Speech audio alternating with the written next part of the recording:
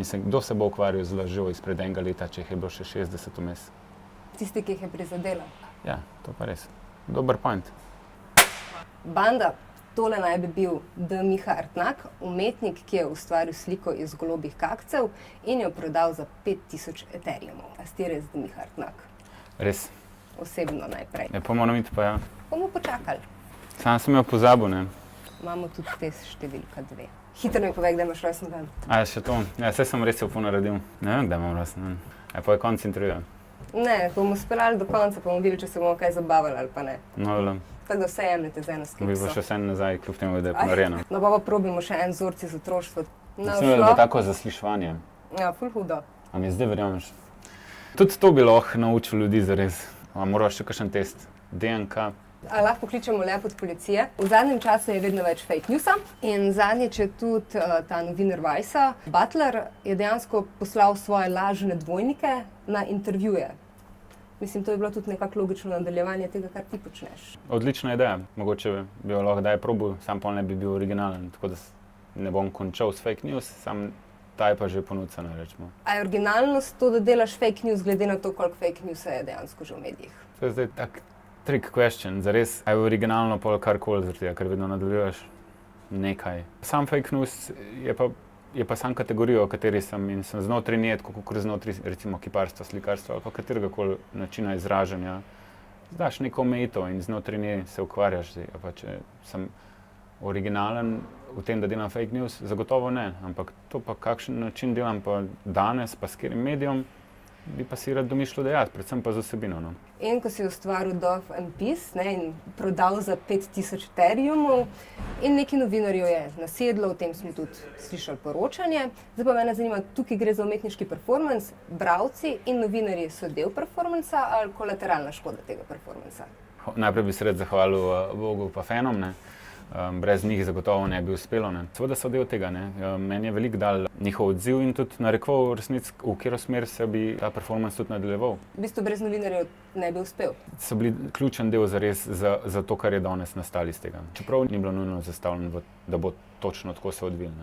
Kako pa je bilo zastavljeno? Tako, da sprožam dvom, veselil sem se kakšnega medija, nisem pričakoval gigantov. Pričakoval sem pa neke lari-fari medije, da bi povzeli, mogoče sprožili kakšen mikrointervju ali pa saj izjavo za nek tisti, ki bereš pri frizerju. No. Je v bistvu kar preplavalo na površje in s tem, kaj to sem se pač mogel delati cel teden, da skrivati informacije o tem, da je lažno, še bolj zato, ker drugače ne bi prišel tja, kaj sem. Ti je bilo težko lagati potem, ko so pri tebi preverjali informacije? Na posnetkih se muzaš. Se zdaj tudi. Sem se začel zavedati, da to je pa mogoče moje življenjsko delo. Meni je bilo hecen, predvsem se mi je bilo pa bolj še strah na tem intervjuju po temu, ki mi je rekla novinarka, da bo šele čez 2 dni. In takrat sem jaz rekel, okej, to pa pomeni, da sem se sam dobro imel na intervjuju, ampak če to ne bo javno, ne, pač gre v predal in je zaključena zgodba. Tako da sem vmes še pošiljal message pa spraševal, a bo to, ne, da sem obvestil že starše in podobno. Ne. Me zanima, kako, če rabite še karkoli, ne, vam največjim veseljem pomagam, da bi pač uspel priti. Ne. Ker je veliko časa bilo še na voljo, da raziščejo. Predvsem pa zato, ker vmes tudi objavljali so Slovenske novice, da joke is over, ne. Zdaj pa, evo, samo niso preverili, takrat en dan prej so šli frizerju, tako da. S kakšnim odnosom ste zdaj z novinarjem Slovenskih novic? Zamer mi, meni je žal, se opravičujem, no, ne gre za osebno stvar, gre za neko sporočilo, ki se mi zdi, da je nujno, da udar, ne da pride mehko v javnost. Koga naj bi udarili? Nas novinarje? Vas novinarje, ja. Mislim, se že malo bolj tresete. Ja, sploh zdaj, ko je hladno tukaj, mene kar malo potresuje. Kako si pa v bistvu posledil, a si clipping delal, ki vse boš? Vse je bilo sprot, prosil sem ljudi, predvsem prijatelje, če mi pošljajo še karkoli zvejo in en me je celo klical, na radiju si bil in sem pol mogel iti na njihov spletno stran in downloadati. Clipping je treba delati, ker ljudje, ko enkrat so, ne bom rekel poniženi, ampak izpostavljeni skeču, je ponos v igri, no, in ampak meni je zanimivo, da ti nisi zdaj recimo prvič lagal z temi golobi in so ti ljudje vseeno verjeli. Kolikrat moraš ljudem lagati, da ti nehajo verjeti? Ja, ne vem, se kdaj poveš tudi kakšno resnico, tako da bo vedno težja moja kariera, kar se tega tiče. Zato se mi zdi, da je itak najbolj pomembno, če hočem nadaljevati sploh s to formo teh fake news, se moram umakniti kot akter, ampak v bistvu delati na ideji, recimo, pa mogoče ne zaključiti s performancem ali pa kaj takega. Kar se tiče pa takih intervjujev, kot je zdaj, sem pa pošten človek, ki odgovarja na zastavljeno vprašanje in se popolnoma nič ne laže ti v oči. Ampak recimo, če jaz zaupam tebi, da mi govoriš vso resnico, a ti dejansko zaupaš meni, da bo tale intervju ostal takšen, kot je posnet? Tle, brez zaupanja, ne, pa res težko sploh še karkoli početi v življenju. Zakaj nisi pa, ko so te recimo razkrinkali, še vseeno vztrajal, da govoriš resnico? Zato, ker je preveril, pa na nek način se je performance končal, hotel sem tudi ohraniti neko integriteto. Kar se tiče pa recimo Svet na kanalu A, je bilo sicer objavljeno in zjutraj me kličejo in me vprašajo, že se govori, da to ni resnična stvar. Sem rekel, kako da ne. Takrat sem pa recimo se še trudil ohraniti to, ampak je tudi samo vprašanje časa, ne, kdaj rečejo, no, zdaj se pa nehimo delati. Ne. In sem bil tudi vabljen k nadaljevanju te zgodbe, da bi mogoče dal komentar o fake novicah, katere so bolj takoj že naslednji dan naredili prispevek tudi o tem in se resno lotili bolj tega. Mi je bilo pa fair iz njihove strani, da me niso javno razžalili, ampak na nek način priznali svojo napako, kar je pa tudi dober pristop k načinjenju tega dialoga. A si se potapkal po ramenu? Mislim, se ti pravim, da to je moj življenjski projekt. Koliko je bilo golobov v tej zgodbi zares? Zares? Ne, mnogo, ne, 30. Tvoja zgodba vse drži, samo prodan ni bilo.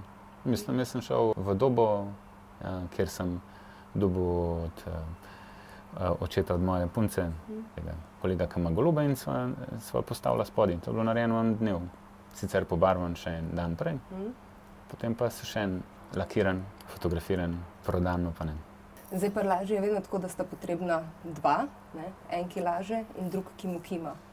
A si pomislil kdaj, da bi ti uspelo to speljati tudi brez tega, da bi naredil recimo fake spletno stran nekega verodostojnega medija, ki bi potrjevala tvojo zgodbo, glede na to, da so umetniki, ki so se pred tabo že ukvarjali z nekimi fake newsi ali pa ustvarjali neke dogodke, ki niso bili resnični in so jih sami kreirali, to počeli sam z enim performercem, ki je medije kot take same pritegnil, ne? Lahko bi se lotil drugače, ampak v tem primeru sem izbral ta Facebook video, ki je avtopilot branje, brez da bi preveril seveda to diagonalno newsfeed prečesavanje vsebin. Rečemo temu kredibilnost nekih svetovno znanih medijev, ki pa pol na koncu štemplajo verodostojno in tvoja raziskava je upravljena. Ne. Ljudje namesto tebe morajo upravljati. Se to tako bi zares moglo biti, sam dokazujem, da se da tudi to pretentati. Verjetno ti je dobro znana izjava, da se vojskovati za mir je dosti podobno, kot da se ljubiš za nedolžnost. Kako je torej lagati za resnico? To je pa težko tako kratko odgovoriti. Laganje se mi zdi kot bitka v vojni. Po korakih sesuvati obstoječ sistem, zato da nekega dne ne bo več treba. V bistvu je laž kolateralna škoda tega, da bomo imeli boljši svet. Tako je. Kaj pa, če isto pravi Trump? To je tle pa je ta največja težava, čigava resnica, pa čigava laž. Ti verjameš, da bo to objavljeno v oddaji Osvežilna fronta? Daj, če pa nov. Pol ti zaupaš medijem? Ja, dol potegnila. Zaupam na lepe oči. Okej, no zdaj recimo, da je Osvežilna fronta zaupanja vredna, razen če se bo v tem pogovoru našla kakšna laž. A boste pogledali, pa pokomentirali, pa spodaj, če ste slučajno mislite, da je v tem intervjuju kakšna laž. A je bila? Mislim, da sem bil zelo pošten. Pošteno.